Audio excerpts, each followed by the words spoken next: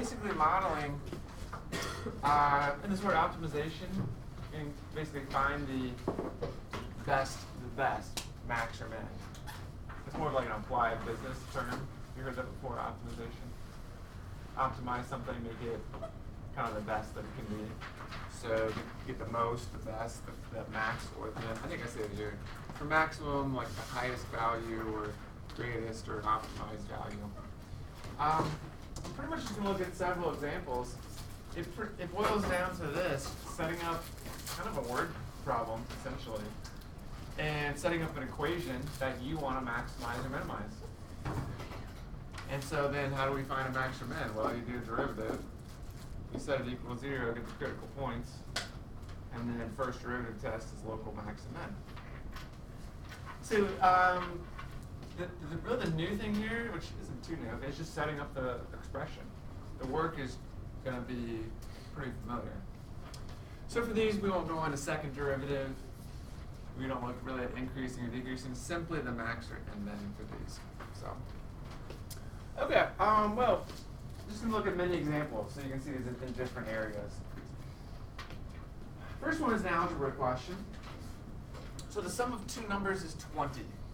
Find the numbers if the sum of their squares is a max or a min. So most of these you're going to set up two equations, combine them, and then do a max or a min. So let's start here. The sum of two numbers. I'm going to call the numbers x and y. Or if you want to say a and b, something like that. So the sum, meaning plus. So we got x plus y equals 20. It's kind of one equation, I know. Okay, and then here's another equation, and this is the one I'm going to maximize or minimize. We'll see. Find the numbers of the sum of their squares. So there's no is there. There's no is translated as equal. There's no is there meaning equal, but this will just be equal to our function, and then we can maximize it. So sum of their squares, sum of the number squares. So again, it's plus the squares, x squared and y squared.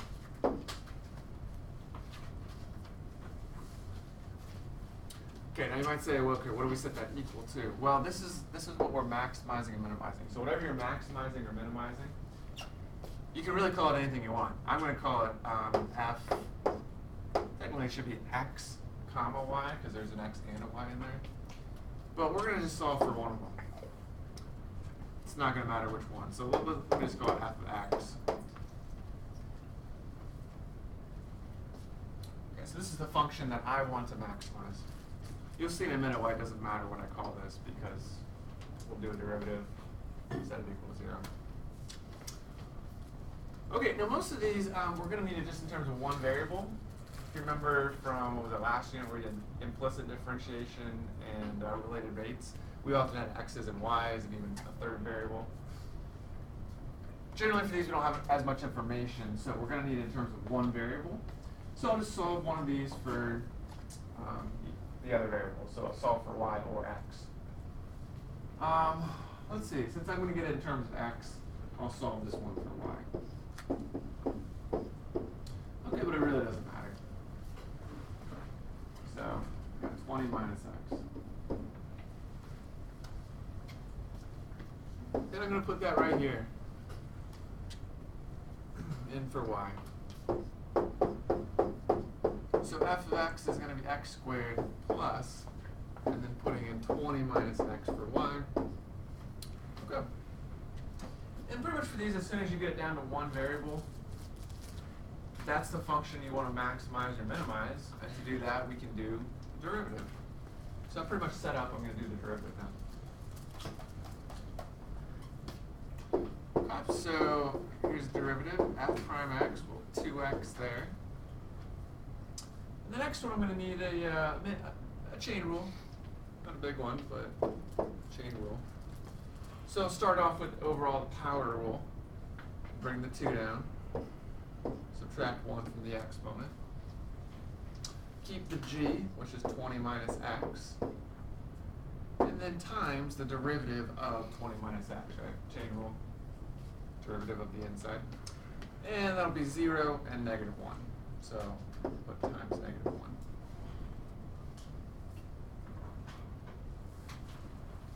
Go. This is, I want to find the critical points. This is what I'm finding the max or min of this function. And so I'm going to set it equal to 0. And right there is why it doesn't matter really what you call it to start, because you're going to do a derivative and set it equal to 0. So, okay, now I'm going to solve. So this one will stay as 2x for now. Let me go ahead and make this a negative 2. 2 times the negative 1. And then 20 minus x. Okay, and I just need to solve that.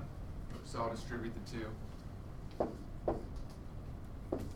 So I've got 0 equals 2x minus 40 plus 2x.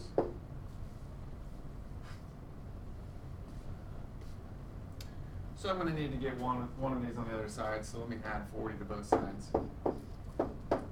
And then 2x and 2x is 4x. And we can divide by 4 to get 10. And really the last step is if x is 10, I can plug it in here, 20 minus 10, and get that y is 10.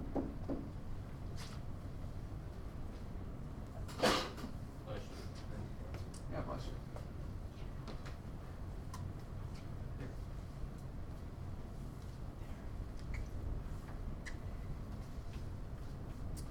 Let's see. Okay, so that's the two numbers. And we should figure out that it actually asks two questions in one here. So it asks for the maximum and the minimum. Well, this is going to be, let's just try it out actually and see. If they're both 10, here's the function on maximizing or minimizing. Well, if x and y are both 10, it'd be 100 plus 100. 10 squared plus 10 squared. So that's 200. Versus, let's just try out some other number like 15 and 5. Okay. So 5 squared would be 25 plus 15 squared, 225. So that'd be 250. So actually what we found is the min. So when x is 10 and y is 10, let's put 10 and 10. That is the min. Now I'm going to do one other thing just to verify that. Because really throwing in some numbers is good to see, but how do I know for sure? This was a critical point. So I'm just going to try out a value on each side of 10, and it will show me that it was actually the min. So how did you conclude that before you were doing the number line, that 10 and 10 would mean it's a minimum? Just trying out some values. When I plugged in 10 and 10, I got 200. But when I plugged in other random numbers like 5 and 15, I got 250. And so this is smaller than that one, so this one's going to be a minimum. Versus I plug in other numbers, it's probably going to keep getting larger, or at least somewhere bigger than 200. But yeah, the surefire way is just to do a quick number line. So we'll hold that out. So I try a value on the right of 10, like 5, and then I'll try 5 and 15. So I plug these into the first derivative, which was here. Now, all of these were simplified forms really up to here. Like really the simplified form was 4x minus 40. So if I plug in 5 there, it'd be 4 times 5, 20 minus 40, it'd be negative. Plug in 15, it'd be 60 minus 40, so it'd be positive. So right there is a better way to show it was actually minimum. Because it was decreasing and then increasing. Therefore, 10 was a minimum. Terry, question? Oh, you answered. Oh, okay. So for this, we just find the min and that's it? Like Mhm. that's the lowest one possible? Mm-hmm. For this, yeah. When x is 10, and then you can find the other value, y is 10. Now, what about the maximum? Because there's going to be, like, for example, I tried 5 and 15, that gave me 250. Any ideas what the numbers are going to be? This one, there's no word for this one. Any idea what the numbers will be so that we'll have the maximum sum of the squares.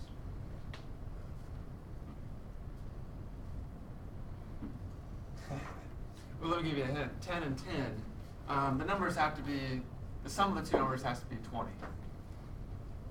Right? 10 and 10 was right in the middle. Right? To optimize, to get the minimum one, it was right in the middle. About 14 and 16. Well, that is sum of 20. The two numbers. Oh wait, If you wait, have, 16 and 4. No. 16 and 4 would that would be 11 and 9. 4 would be 16 plus 256. So that's bigger than this one. 12 and 19 and 1 would be even better because I don't remember 19 squared, but it'd be like 300 something. 20. 20 and 0 would be would be the max. So let me show you. That would be if x or y doesn't matter. One of the numbers is 0. 0 squared would be 0. Plus 20 squared would be 400. And that's so. The maximum here would be 400 for the sum of the squares. The minimum here would be 200. This is like on a grid. These are the x values. The y values, when you plug them in, you get 400. X values 10 and 10. The y value 200. So you said, why did those work? Well, really, I should have looked at the domain here. That we're on an interval of 0 to 20. Because I can't have any number bigger than 20. You know what? I guess we could have negative numbers, couldn't we?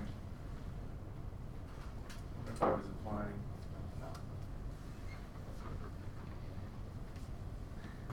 That would work. Negative 10 and 30. Right when last.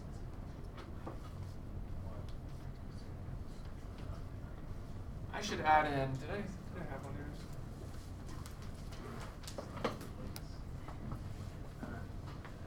Thank you. I should add in here some of two positive numbers. Because I'm thinking, well, what if it was negative 10 and 30? That sum is 20. The sum of the squares is actually different. So it should be a little more clear. So assuming they're positive numbers, this is actually the domain. We're on interval 0 to 20. And those are the endpoints, and those are also critical points. And so that's why those work in the math one. So we're going to see it again here some more, but any thoughts on this? Basically, you set up usually two equations. Usually plug one into the other. Derivative, 0, set it equal to 0, and solve. Those will be the x coordinates for your max and min.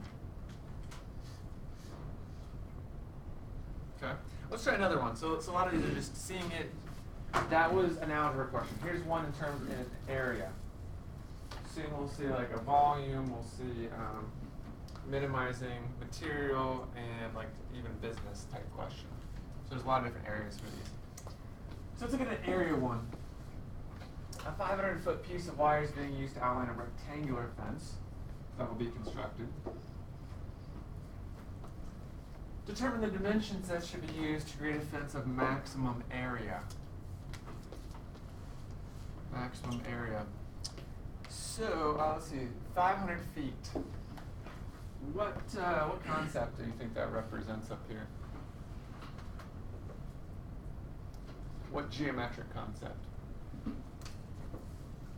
500 is the total A perimeter? around.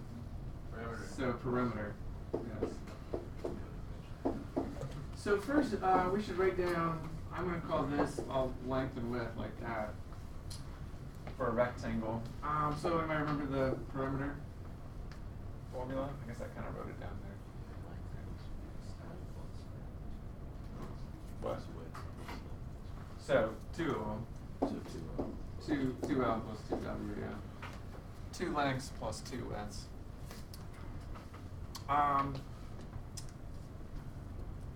And then the 500 is what we know about that, and we'll plug that in for B. So there's one equation. But that's not the one we want to maximize. So let's go determine the dimensions should be used to create a fence of maximum area. That's really all they tell us right there. But it's a rectangle. So what am I using for? Well, length times width. If it's parallelogram, traditionally we use base times height. If it's rectangle, we usually use length times width. But they're both the same. Let's see. So yeah. So there's this is the equation I want to maximize is area. Then I had perimeter. This is just one that I knew. I could plug in 500 there. Okay, and I want to maximize this one. I need to solve for either L or W. Plug it in similar to the last one. It doesn't matter. So I'll just subtract 2L. I'll start solving for W. Okay, that doesn't matter though. So I subtract 2L, then I'm going to divide everything by 2. So I'll get 250 minus L equals W. Okay, so then I'll put that in up here for W. So W is going to be the 250 minus L.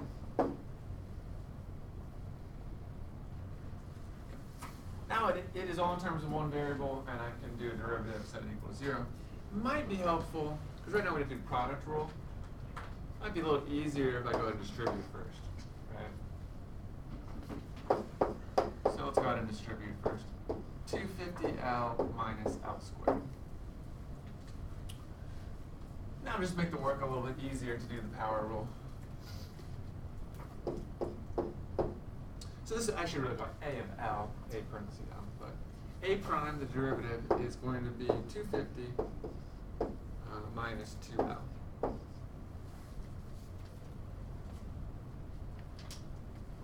Okay, set it equal to 0.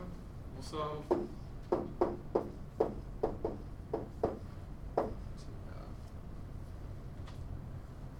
So I'm just going to add 2L to both sides. And then divide by 2. So 250 over 2, we get 125.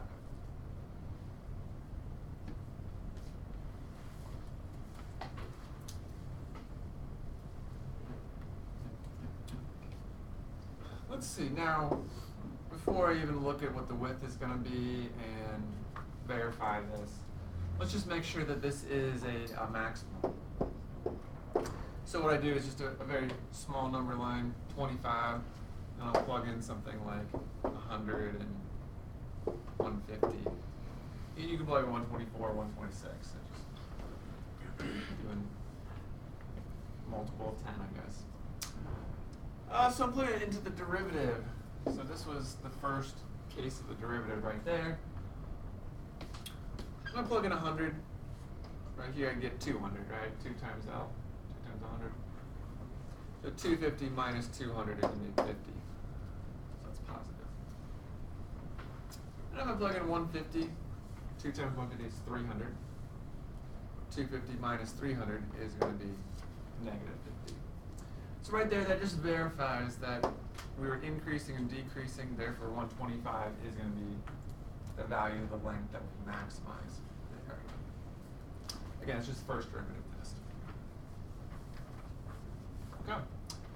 So what do they say? Dimensions, right? Yeah. So we just need the width, and I can plug L 125 into any one of these here. I'll just plug it into this one. It's the easiest one. It's already solved for W. So 250 minus 125 will get 125 for W. So determine the dimensions. It'll be 125 by 125.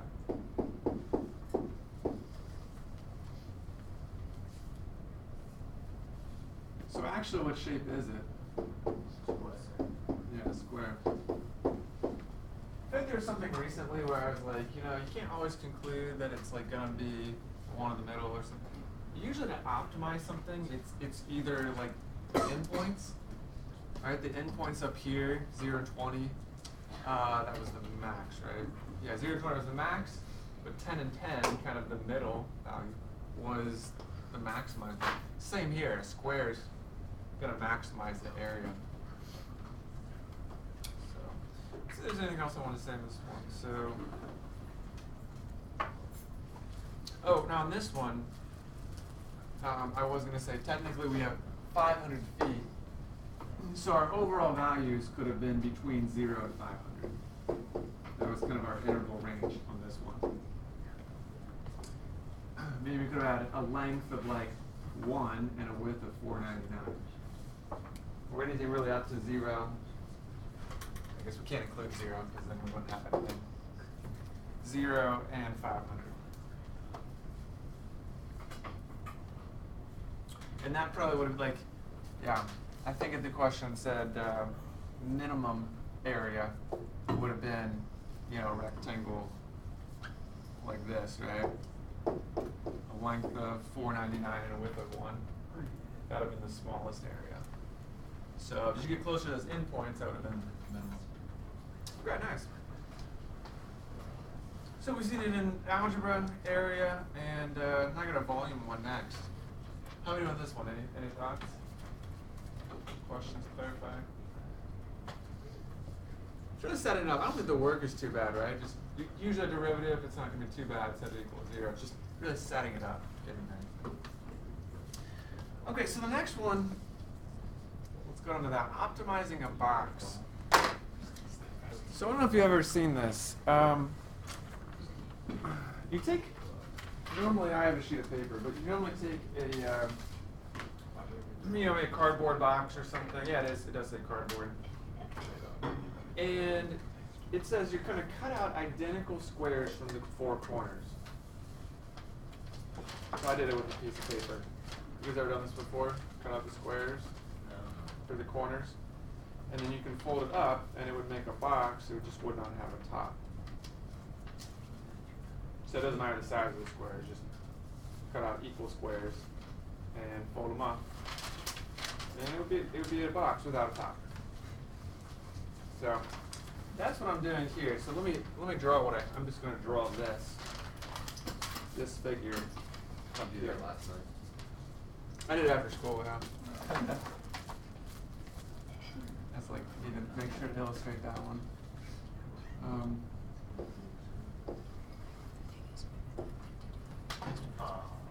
What? That's cheating. What's cheating? You didn't have to draw it. Well, I'm going to do this.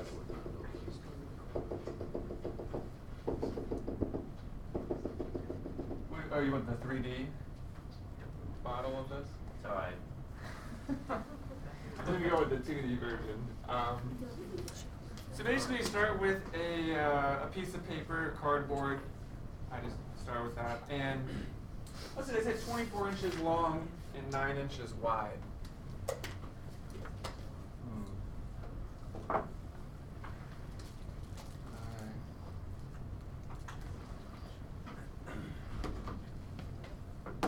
Just because I had length this way last time, I think. So it's 24 total here and 9 here. Let's go with that. Find the dimensions of the box of maximum volume and then determine the maximum volume. Okay, so on this one, here's what I'm going to do. I mean, on mine, I cut it whatever length this is, but we don't know how much to cut it to get the maximum volume for this. So since we don't know how much each of these cuts are, right, so I'm going to call that x. You know, how far did I cut in this way? And it would be this, since it's a square, it's going to be the same that way. So that's going to be my variable here. I don't know how far I'm cutting. It's the same for all of these.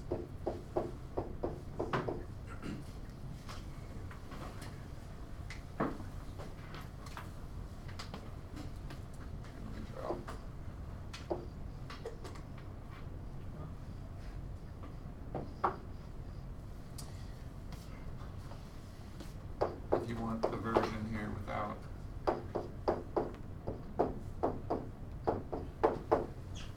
Okay, so I need let's see, I have it written down here. The volume of a box, rectangular box. What formula am I going to use? I'm going to use length times width times height. We've seen cube before, x cubed or s cubed. That's if it's, all this length, width, and height are all the same. So this is what I need. I can get length and width, and I'll talk about height. So the length here, the original was 24, but I made these cuts. So anybody have a guess what this length is now? 18, 12. Nope, it's gonna have variables in it. 24 minus x. 4x. Close. 24 minus 2x. Because so nice. Yeah, I cut out 2. So it was 24, but then Oh. we went x right here, and then we went x right there. So we cut from each direction. We cut out an x, and so this was length. 24 minus 2x, and width, similar thing, right? This was 9. But we cut out an x this direction and there, and so 9 minus 2x for the width.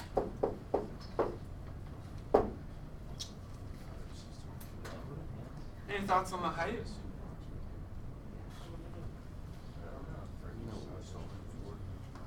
It will be. Is it 1? It's x because when I made this cut, but then I folded up, the height is actually how far I cut there. So when I fold it up, that's x, how much I cut. And so x is the height. Isn't that fun? That's where it's like, oh, love math. So great. We haven't even done the derivative yet. So anyways, you set it up, 24, you take away 2 x's, because that was how much I cut in there and there. Same with the width. And then when I fold these up, that's the height. Just one of those cuts. The length of one of those cuts. Okay, I distribute, and then I'll get the result. So this will just be a little bit of work here. I'm going to FOIL the parenthesis ones first. So 24 times 9, so 240 should be 216, right? Then I got 24 negative 2x, that's negative 48x. Negative 18x, excuse me. And then positive 4x squared. I'll have to multiply that by x in a second.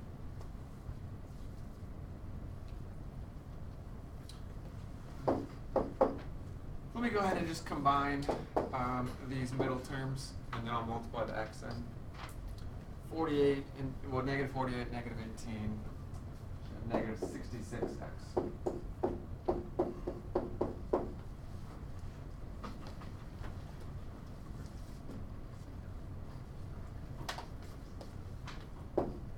Okay, and then x on the outside there. And then we'll distribute the x in.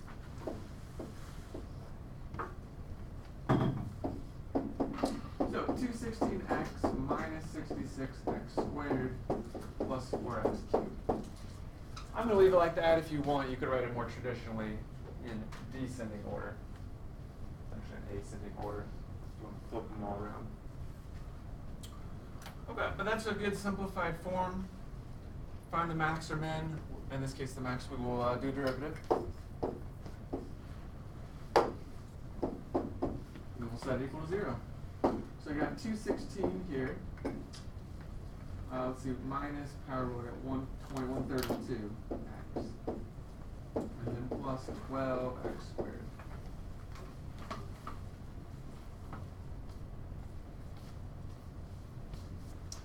I think I am going to now put them in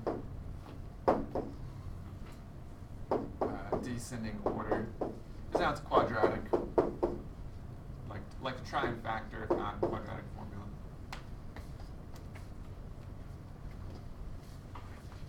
So let's try to factor out at 12. The x squared should be 11. 12 times 10 is 120, so it should be 11x. And then, let's see, 216. We're at 144, about 16. 18.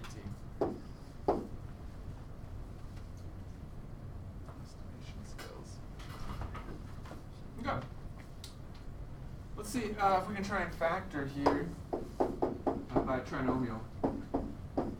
X at each. I think it's gonna work. Two numbers that multiply get 18. Yeah, I was thinking 3 and 6, but a 2 and 9. Yeah. So if they add, they get negative 11. Multiply, you get 18. Okay. So 12 does not give it. Well, here I could have done this earlier, I guess, right? Set it equal to 0. Should have. And 12 equal to 0 does not give us anything. There's 12x that would give us 0. This one gives us 2, and this one gives us 9.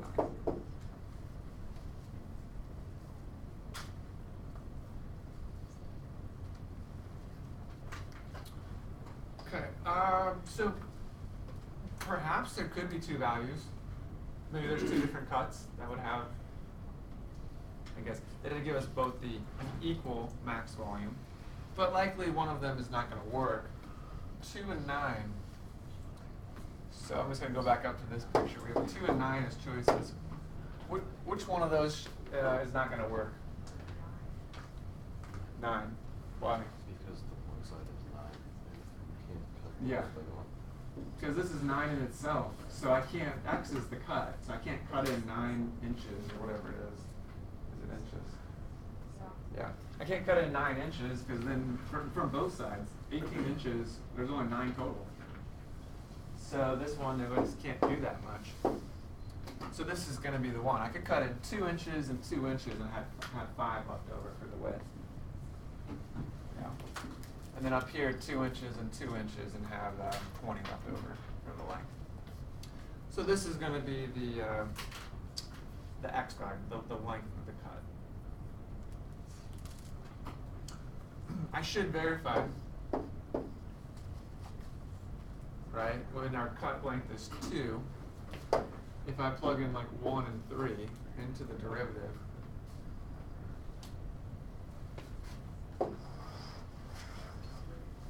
that it is a max. So when I plug in 1, 216 minus 1 times 132 plus 12, that would be 1 squared. That will be a positive number. However, when I plug in 3, it'd be 216 minus 396. Right, plus 108 or something. In any case, this number is too much, so it's negative. And so it just verifies this is a maximum. It is a max. Okay, what else do we need to answer? So let me just write down the dimensions to finish up, and then I'll write down the maximum volume. So X is the cut. And that was actually the height as well, right? How much we cut in, how much we pulled up. So I need the length, width, and height. Okay, so the height is 2. The length is going to be 24 minus 2x. So that'll be 24 minus 4 when I plug in 2. 2 times 2 is 4. And so that'll be 20.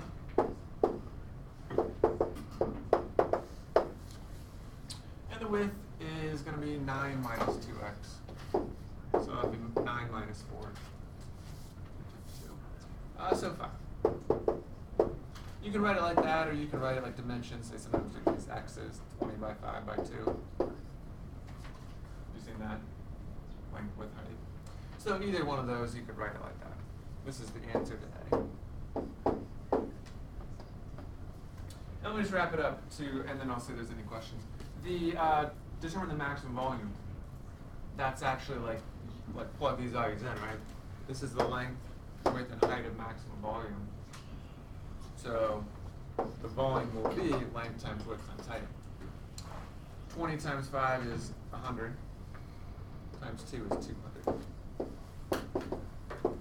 Okay, so that I just actually just put the numbers in.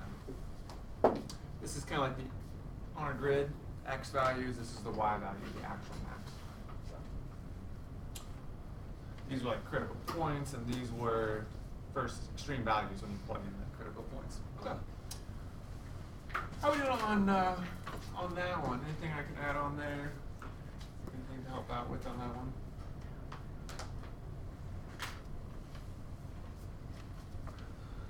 No? Okay, let's finish up with one more on the next page.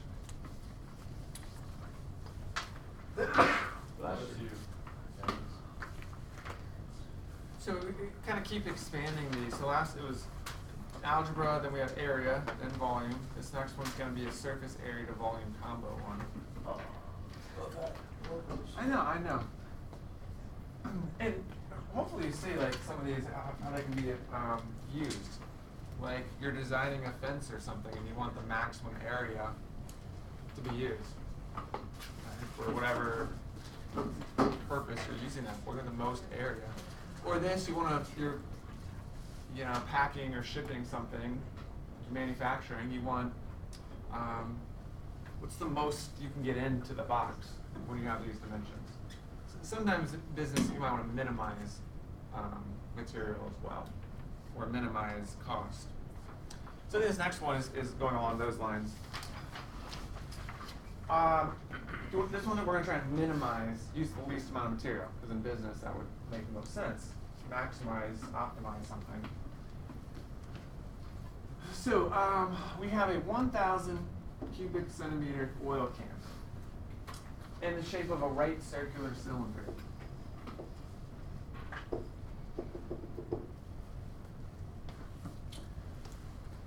Notice this is cubic centimeters, so this is really the volume of the cylinder. Determine the dimensions that will use the least material. So the material is talking about the covering of it, right? Around and on top. And so that is referring to surface area. So kind of comparing these two. Okay, let's first write down for green here the volume formula for a cylinder. Everybody remembers that one. That was good. I see what you did there. Is there a 1/3 in there? That would be a cone. Square. That's a cone. Which is actually just a third of this formula.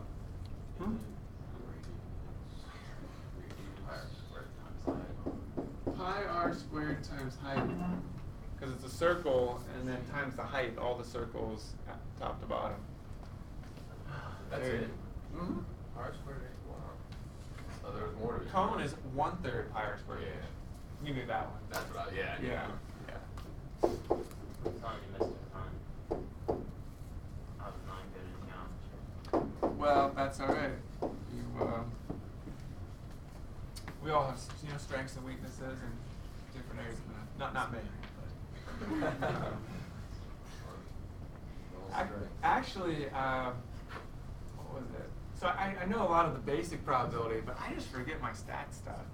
I'm sure if I taught that class, I'd remember it, but that's the only thing I haven't done in a while. Okay, so I guess I already, let me get the surface area one, but I already plugged in, we know what the volume is, 1,000. Over here, now this one, right, clearly surface area of a cylinder, we all know that one too. It's 2 pi r squared plus 2 pi r h. I'm not going to ask you guys to do that one. I kid. It's the this is the two circles. 2 circles, one on top, one on bottom.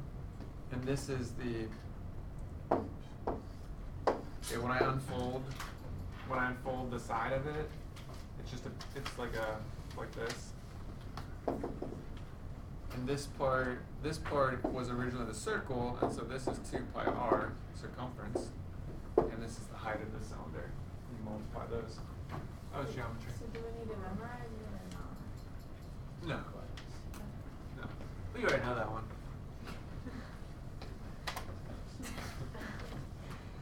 So this is what we want to maximize in red, the least material. I'm going to do derivative of that. The problem is there's two variables. Pi's are 2's, those are fine. R's are good. We have an h though. But over here, I can solve for h and get rid of it, and there will only be r's left. So over here, I'm going to solve for h. I'm going to divide by pi r squared on both sides. That is h.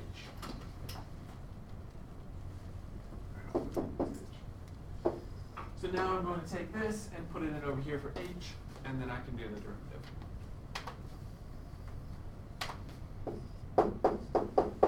So I'm going to leave the 2 pi r squared plus 2 pi r, and then I'm plugging in this h. 1,000 over pi r squared. I'll simplify it just a little bit because then it'll make the derivative easier. So here's what I'm going to do to simplify. I got 2 times 1,000 here. Those are the numbers in the numerator. So this will be 2,000. Alright, I did the 2 and the 1,000. You see how the pi's are going to cancel out? Numerator and denominator right there and there. So those cancel. And then I've got an r here that will cancel with one of the r's here. Agreed? And so I just have an r left on bottom. There's a simplified form. Okay. Now, one thought before I do the derivative, I can leave it like this, and I'll do the quotient rule. Or I can write it as r to the -1 power, from like what, unit 3. And then you can do the power rule. So it doesn't matter. I'm probably going to do this just because I think it's easier to do the derivative. But it doesn't matter, whichever one you want. So I'm going to first write it. You can do quotient rule if you want. I'm just going to first rewrite it like that. 2,000 r to the -1. So I'm going to do the derivative. I'll just write this SA prime, surface area formula prime. And I'm doing the derivative with respect to the variable r. So this is a coefficient. This is a coefficient. And the derivative of r squared is 2r. So this will become 4 pi r. Right, so the 2 pi, and then I'm bringing the 2 down. Power rule 2r. And over here, power rule, bring the -1 down, so it'll be -2,000 r subtract 1 to the -2. Crazy. A lot of Set it equal to 0. I'm gonna need at some point to get this. Yeah, let's just do it now. I'm gonna change it back to a positive r squared. So I'm gonna move it to the denominator. So it'll be -2,000 over a positive r squared. R to the positive 2. Almost done. I'm going to add this term to both sides. So I'm going to get that on the left side. So I'll have positive 2,000 over r squared equals 4 pi r.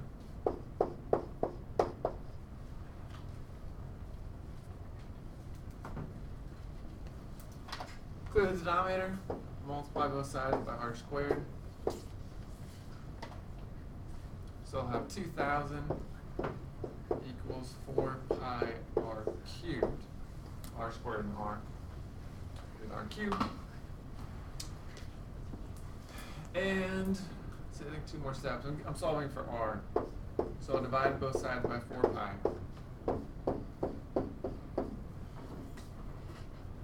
And then I'll do a cube root.